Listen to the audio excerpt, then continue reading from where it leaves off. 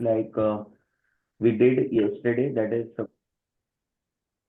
the second one are called elimination reactions. Even the elimination reactions are very important. Then the third one is addition reaction, and the fourth one is a coupling reaction. Okay. So in elimination reaction, there are again like certain mechanisms that we need to know. The first elimination reaction that we have to do is called as E1 mechanism.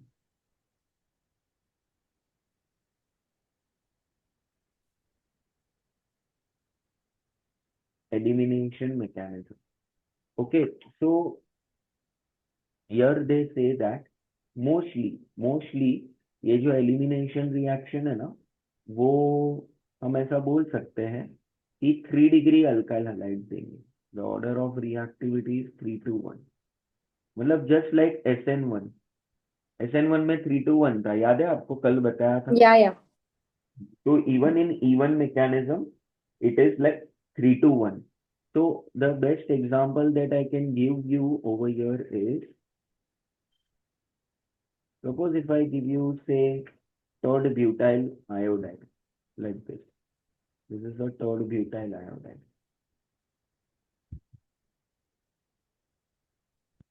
तो third butyl iodide पर अगर हम KOH रखें, alcoholic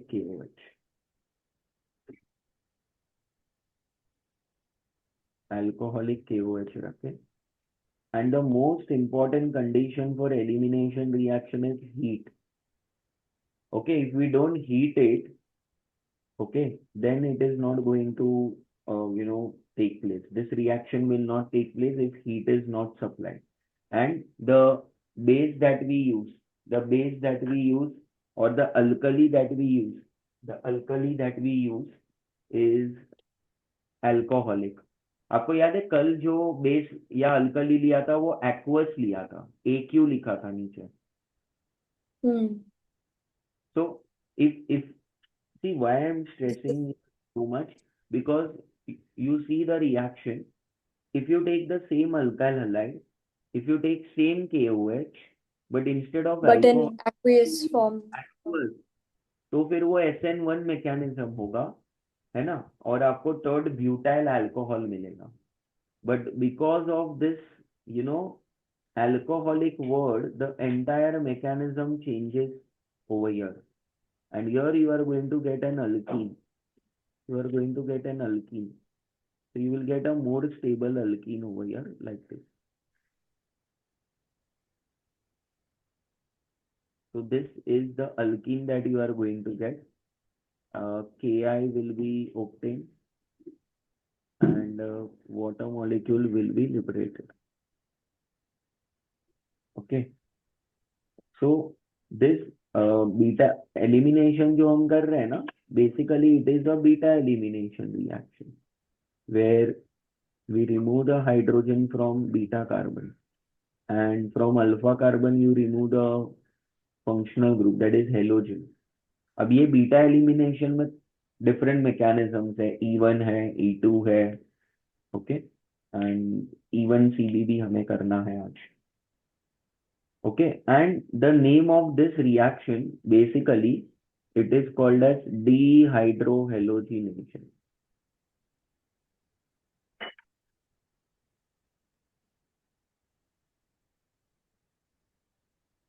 It is like dehydrohalogenation, because you are removing a hydrogen and a halogen from an alkyl halide. Okay, now what you need to know for this is in E1 mechanism there are certain important points that we need to know. The first important point says that in this mechanism, the reaction intermediate obtained, is carbocation. और इसीलिए ये E1 mechanism में you will say that order of reactivity जो है वो 3 to 1 है, because you know ना 3 degree carbocations are stable carbocations because of hyperconjugation. Okay, so you need to know this. Then what else? Wherever carbocation is formed, you will say that rearrangement is possible, right? You will write down that thing also. Rearrangement is possible.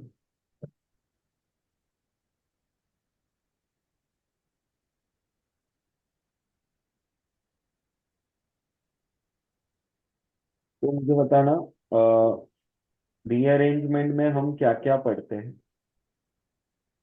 Rearrangement में हाँ, Ring expansion, metal hydride, methyl shift, and hydride shift. हाँ, तो rearrangement is possible. Again the same old story that the stability और you can say that rate is directly proportional to the stability of first carbocation. जो भी first carbocation बनेगा वो decide करेगा कि rate of reaction fast है या slow है. बराबर है ये? Yes. तो ये आपको एकदम अच्छे से याद रखना है. और ये जो इवन मैकेनिज्म है ना, यहाँ पे यहाँ पे you are going to use say polar protic solvent. Same सब SN1 जैसा ही है, सब SN1 जैसा ही है. सिर्फ वो अल्कोहलिक लेते हैं ना, इसके लिए वो अल्कीन बनाता है, दैट्स इट. यहाँ पे हम वो लिख देंगे कि polar protic solvents are used in this even mechanism. समझ में आया ये? ओके. तो ये था अपना इवन मैकेनिज्म. अब वो लोग ये बोलते हैं कि मान लो अगर हमारा अल्काइल हलाइड 1 डिग्री है, तो then it is E2 mechanism. So E2 mechanism is very much similar to SN2. Just like, E1 was very much similar to SN1. SN1. SN1. ठीक है. अब आपको ये याद रखना है.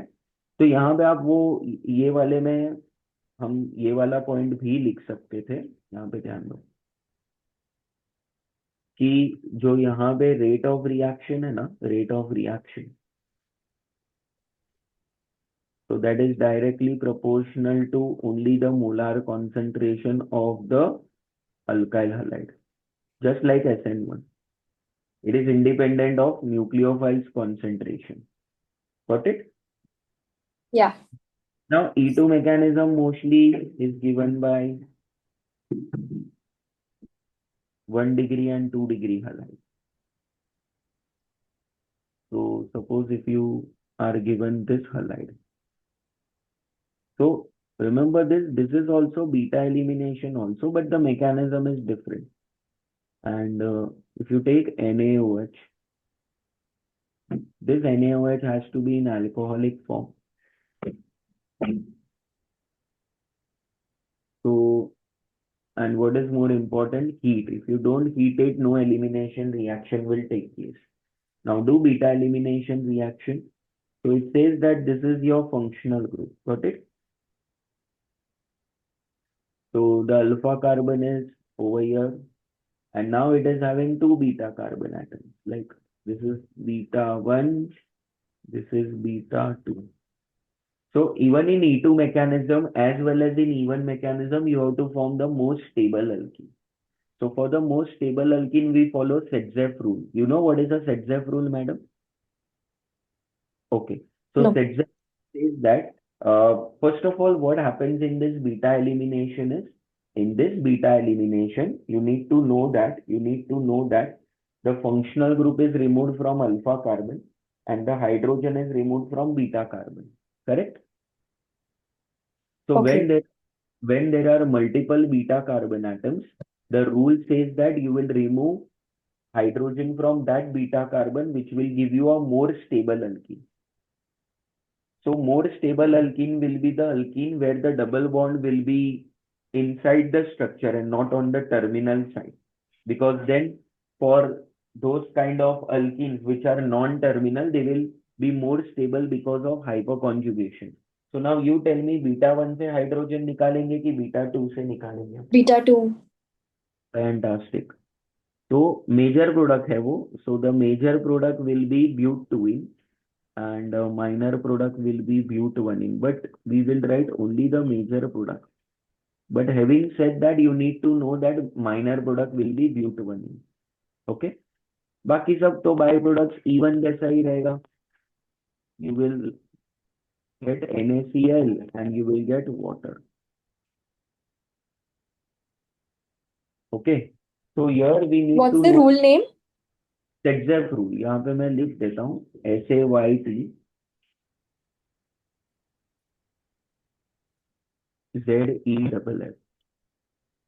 अच्छा, ये Zepf रूल आपको इवन में भी फॉलो करना है, ठीक है.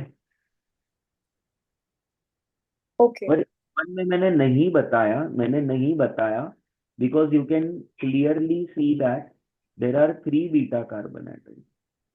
बीटा 1 दिख रहा है आपको, ये बीटा 2 एंड हाँ. Beta, but all of them are same. See, Yeah.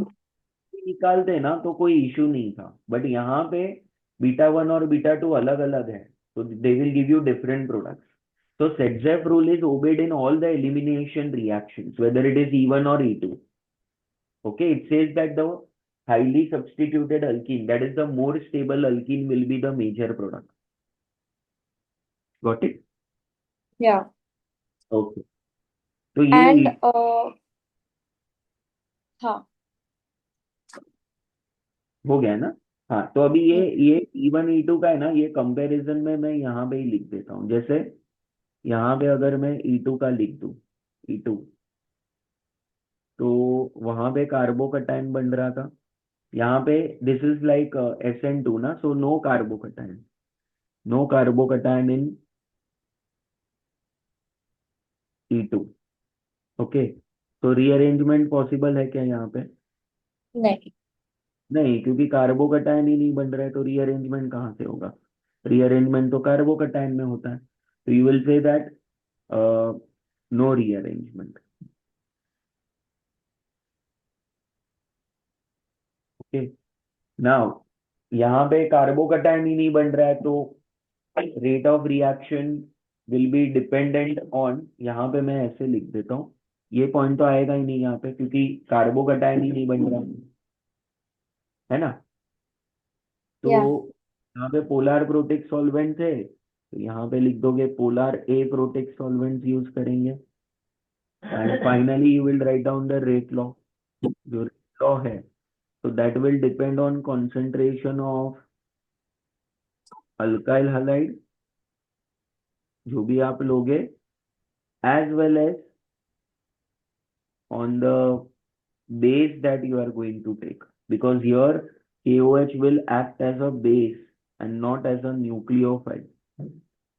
तो जो भी बेस लेंगे raised to 1, तो E2 का ऑर्डर 2 होता है, E1 का ऑर्डर 1 होता है. Got it. E1 का मॉलिक्यूलरिटी 1 होता है, E2 का मॉलिक्यूलरिटी 2 होता है. मॉलिक्यूलरिटी बताया था ना कल, मतलब लाइक हाँ हाँ. यूनिमोल, Unimolecular, bimolecular. where E1 is unimolecular, E2 is bimolecular. Exactly सब सेम ही है, सिर्फ वो रिएजेंट मैंने चेंज किया ना, एक्वस के जगह पे अल्कोहलिक किया, तो अल्कोहल के जगह पे आपको ये मिल जाएगा, अल्कीन मिल. Alkene.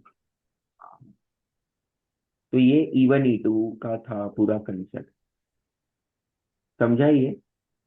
हम्म. तो अब यहाँ पे ध्यान दो, ये एक्चुअली यहाँ पे जगह था पर वो पता नहीं मैंने लिखा क्यों नहीं. ठीक है, ये E2 का पूरा कंसेप्ट था. अब यहाँ पे ध्यान दो, इसमें अब आपको ये पता होना चाहिए कि स्पेशल केसेस है ये. जैसे मान लो अगर आपको ऐसा कुछ दिया है,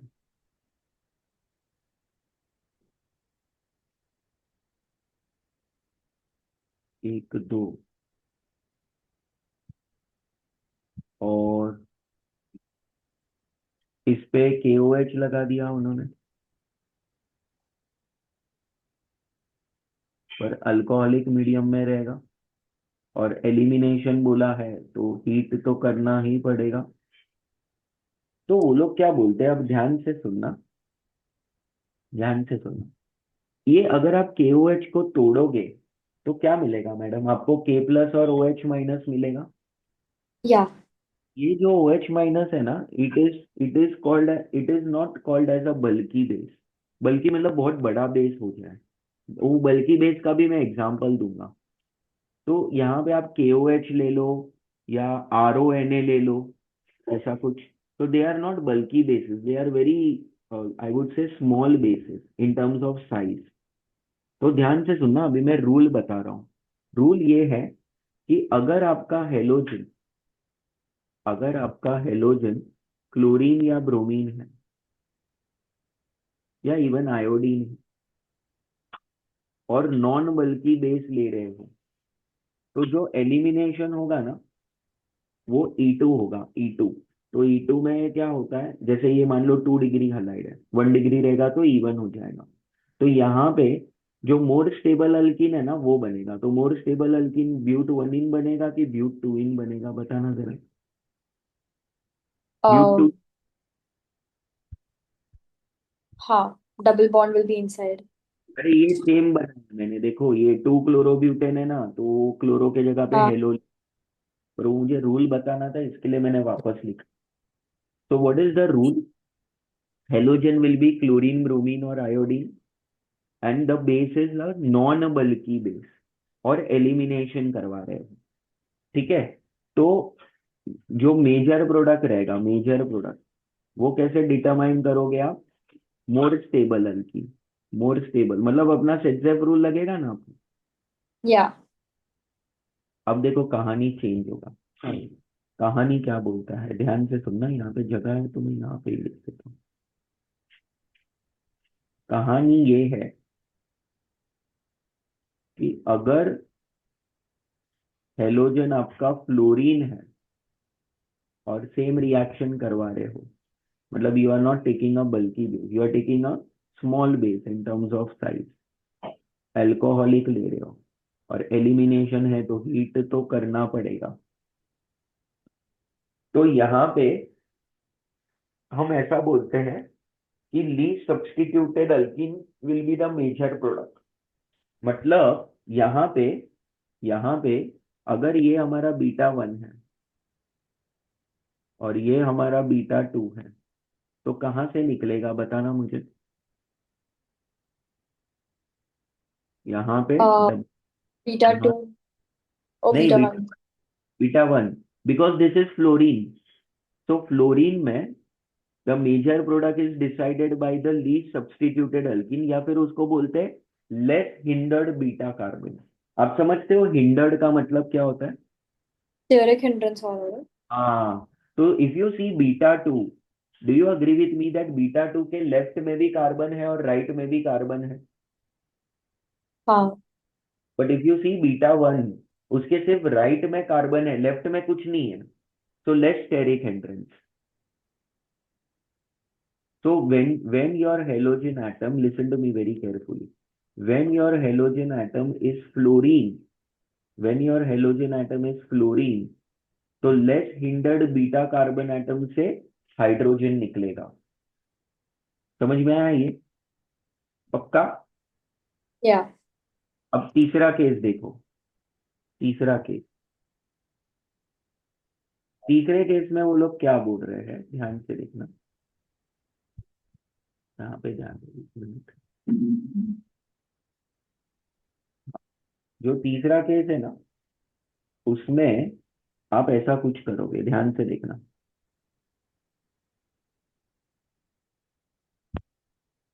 मतलब आप कोई हेलोजन ले रहे हो और उस पे है ना, आप बल्की बेस ऐड कर रहे हो, बल्की बेस। तो बल्की बेस क्या होता है पता है? ऐसा कुछ, सोडियम टर्ड ब्यूटॉक्साइड, ऐसा, ONA। तो अब देख रहे हो वो जो क्रॉस साइन बनाया है उसको टर्ड ब्यूटाइल ग्रुप बोलेंगे हम। तो उसको ये कंपाउंड को तोड़ोगे तो Na प्लस और वो प्लस साइन और O माइनस मिलेगा। Yeah. Plus sign and O minus is called third butoxide ion. So that is a very bulky base, because वो प्लस साइन में देखो ऊपर CH3, लेफ्ट में CH3, नीचे CH3, और बीच में carbon atom, so it's a very bulky base. The idea is to tell you that if you have a bulky base like this, यहाँ पे मैं वो लिख देता हूँ, if you have a Dot bulky, butyl oxide, right? Sorry madam क्या बोल रहे हो? Dot dot butyl oxide, right? ये जो दिया है ना वो पूरे का नाम है सोडियम टर्ट ब्यूटॉक्साइड, और इसमें जो बेस बनेगा ना वो हाँ, बने tert butoxide ion. dot butyl. It's like NaOH and OH minus. NaOH को हम सोडियम हाइड्रोक्साइड बोलेंगे, पर उसमें बेस क्या होगा? Hydroxide ion. वैसे ही ये कंपाउंड का नाम है सोडियम टर्ड ब्यूटॉक्साइड, बट बेस का काम करेगा टर्ड ब्यूटॉक्साइड आयन. ठीक है. अब वो लोग ये बोल रहे हैं कि सर हमारा हेलोजन कौन होगा? हेलोजन हमारा होगा ब्रोमीन, क्लोरीन, आयोडीन. मतलब समझा फर्स्ट केस, जो फर्स्ट केस लिया ना हमने ये वाला, हाँ, यहाँ पे ही मैं लिख देता हूँ ये वाला बेसिस जो है, ये वाला जो है, this is a non bulky base. ये वाला देखो,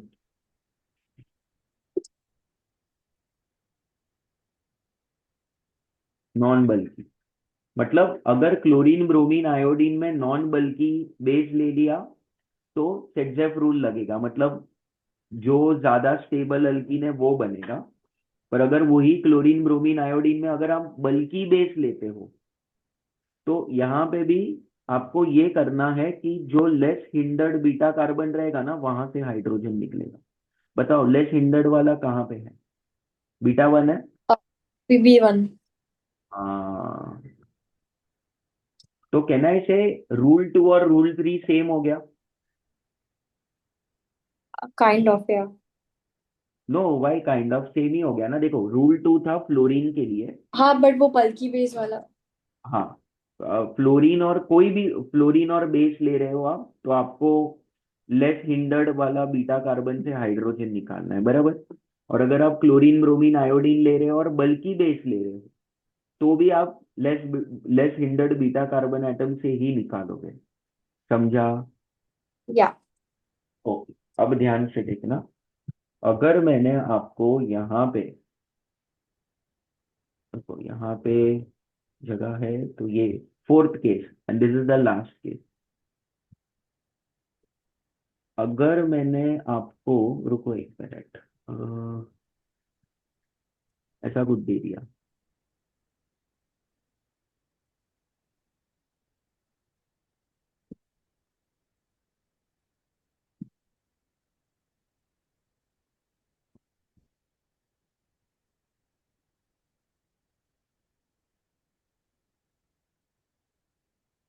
रुको एक मिनट.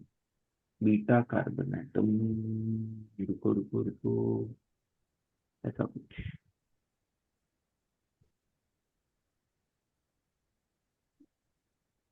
और यहाँ पे ध्यान दो, आप KOH वगैरह ले रहे हो, ठीक है, मतलब वह नॉन बल्कि दे. अल्कोहलिक तो लेना ही पड़ेगा. और यहाँ पे ध्यान दो, ये जो आप हेलोजन ले रहे हो ना वो हेलोजन फ्लोरीन के लिए है, फ्लोरीन. ये फ्लोरीन. अब ध्यान से सुनना, मैंने फ्लोरीन का केस क्या बताया आपको? मैंने फ्लोरीन के लिए बोला कि लेस हिंडर्ड बीटा कार्बन से निकालना है, बराबर. हाँ, तो अगर मैंने आपको बोला कि ये वाले में लेस हिंडर्ड बीटा कार्बन कौन सा है तो आप क्या बोलेंगे?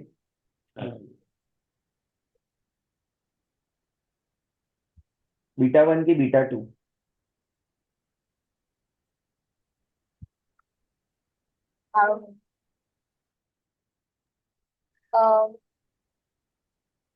सी, लेस लेस हिंडर्ड का मतलब क्या होता है? तो बोलने का सर वेरी सिंपल, आपको सिर्फ चेक करना है आजू बाजू में क्या है. बीटा टू के बाजू में कितने कार्बन एटम्स है madam? on the right hand side there are two carbon atoms and on the left there are two हाँ two. मतलब मत बोलो इमीडिएट तो वन वन ही है ना मैडम. हाँ, immediate is one. और बीटा वन के इमीडिएट में लेफ्ट राइट में कौन है? लेफ्ट पे कोई नहीं है, राइट पे एक है.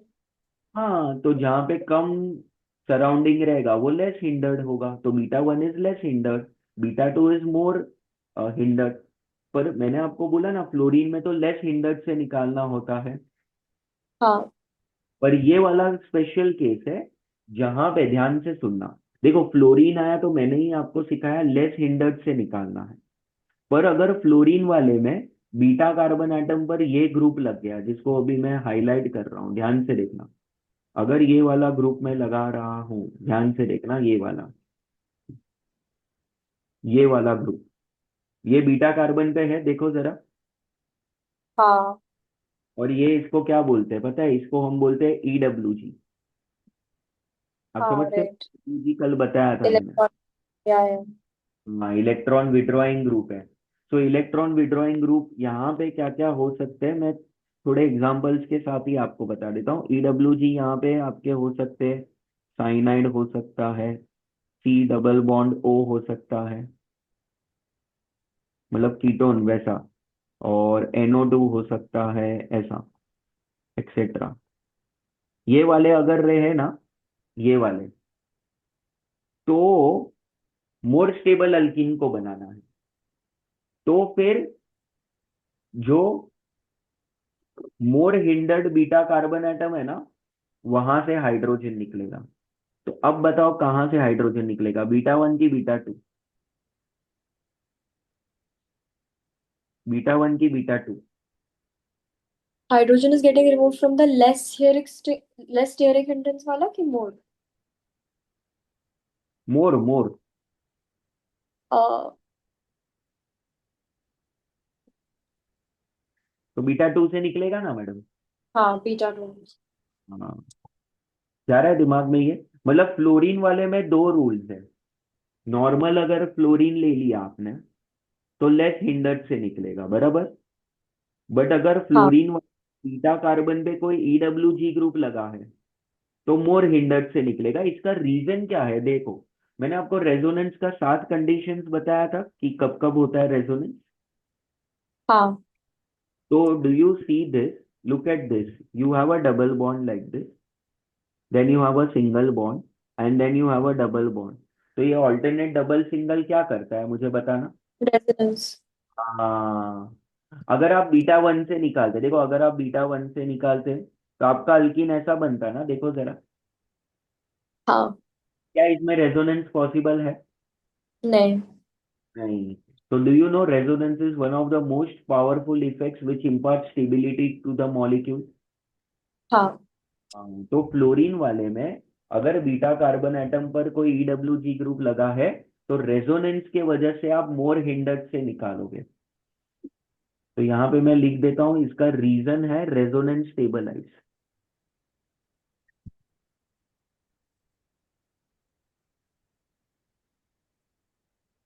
समझा ये? यस।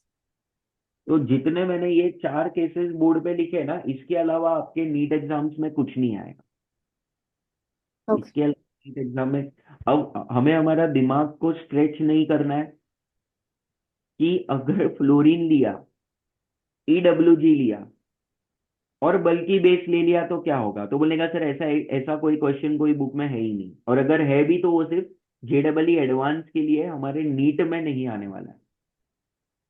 समझा आपको ये क्यों कंफ्यूजिंग है?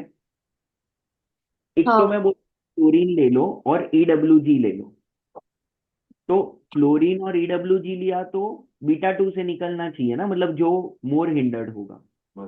राइट। पर मैंने बेस कौन सा लिया है? Non bulky. नहीं, बल्कि बेस, ये वाला नहीं नहीं। इस केस। अच्छा नहीं, ओके, वो केस में बल्कि हाँ। कोई डाउट ही नहीं है। इसमें तो स्ट्रेट फॉरवर्ड आप बोलोगे कि रेजोनेंस के कारण B2 से निकलेगा। मतलब आई एम हम्म। यू कि आप है ना, ऐसा क्वेश्चन आप नहीं फेस करोगे एग्जाम में जहां पे आपको ऐसा कुछ दे दिया है। मतलब फ्लोरीन है और बीटा कार्बन पे EWG है, बराबर, हाँ। और बेस आपको सोडियम थर्ड ब्यूटॉक्साइड दे दिया है। तो कंफ्यूजन हो सकता है ना? हाँ। क्योंकि हाँ। क्या कंफ्यूजन होगा, आप EWG को देख के बोलोगे कि बीटा टू से निकालो क्योंकि रेजोनेंस स्टेबलाइज होगा। राइट। पर sodium third butoxide is a bulky base, bulky base तो लेस हिंडर्ड से निकलता है। तो ऐसा क्वेश्चन correct. नहीं एग्जाम, समझ में आया ये? In fact Yeah. जितना बोल ना वो सबसे ज्यादा टफ लेवल ही है। नीट में तो Okay. डायरेक्ट क्या, वो डायरेक्ट अल्फा बीटा से एलिमिनेशन करना है वही आता है। बट ठीक है, मैंने फिर भी 4 केसेस बताए हैं। I will repeat all the cases, listen to me very carefully. अगर आपका हेलोजन क्लोरीन ब्रोमीन और आयोडीन है और नॉन बल्की बेस है, तो डायरेक्ट सेटजेफ रूल लगाओ, more stable alkene will be the major product. मतलब जो मोर हिंडर्ड है ना वहीं से निकालना है। Hmm. फिर दूसरा केस आता है फ्लोरीन का। फ्लोरीन ले लिया और मतलब नॉर्मल बेस लेंगे हम, नॉन बल्की बेस, तो लेस हिंडर्ड से निकलेगा, बराबर। अगर halogen third rule chlorine bromine और आयोडीन है और बल्की बेस ले लिया, तो लेस हिंडर्ड से निकलेगा। और लास्ट वाला केस क्या है, फ्लोरीन ले लिया और ईडब्ल्यूजी ले लिया बीटा कार्बन पे, तो मोर हिंडर्ड से निकलेगा because the alkene will be resonance stabilize. क्या ये Got समझा it. आप? Yes. पक्का? Yes. तो कैन यू मतलब repeat all the 4 cases what I have just told you? Yeah. So first case में if the halogen is chlorine, bromine or iodine and it's a non-bulky alcoholic base, then the more stable alkene will be formed, like more steric hindrance में से वो hydrogen निकलेगा. Then second case is कि if there is fluorine, the halogen is fluorine and it's a non-bulky hmm. alcoholic base, then जो least steric hindrance वाला carbon atom है उसमें से hydrogen will be removed. Then the third case is कि if the halogen is chlorine, bromine or iodine and it's a bulky base, तो फिर least hindered हम्म। Beta carbon से निकलेगा. And fourth case is कि if it's halogenous fluorine and there's a EWG group and a non-bulky base, then um, it will be the more steric hindrance wala carbon atom which will remove perfect, it. Perfect. अब ये देखो, ये मैंने पढ़ाया है because it is my responsibility to teach you. But questions NEET में क्या आते हैं वो मैं आपको बताता हूँ। अभी ये हो गया, सारे रूल्स हो गए एलिमिनेशन के। अभी अपने को सिर्फ प्रैक्टिस करने का है। जैसे मान लो क्वेश्चन तो ऐसे ही आएगा, ऐसा कुछ दे दिया, मान लो ऐसा क्लोरीन दे दिया और ये वाला दे दिया और एल्कोहलिक केओएच लगा दो, एल्कोहलिक केओएच।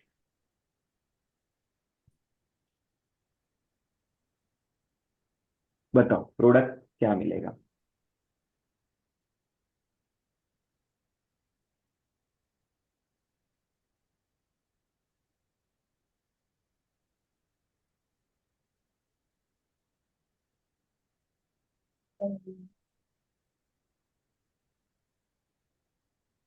स्टेबल प्रोडक्ट होगा हम्म।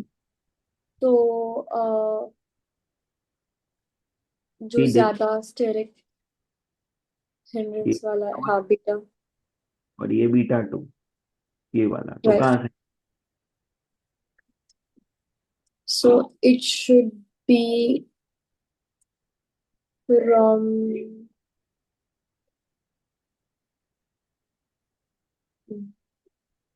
beta 2. Perfect, because beta Yeah. Two is more hindered ना। Yeah. स्टेबल अल्कीन वहीं से मिलेगा बिकॉज मोर हाइपोकॉन्जुगेटिंग स्ट्रक्चर्स मिलेगा once the alkene is form like this. अभी ये जो दिया ना वो नीट का ही पीवाईक्यू। More hindered मतलब more surrounded, right? हाँ, more surrounded, more, more bulkiness, bulkiness मतलब आजू बाजू more atoms, more carbon atoms और ग्रुप्स विल बी देयर। ठीक है, just join on the same link once the session is over madam. अच्छा. ये अब यहाँ पे ध्यान दो।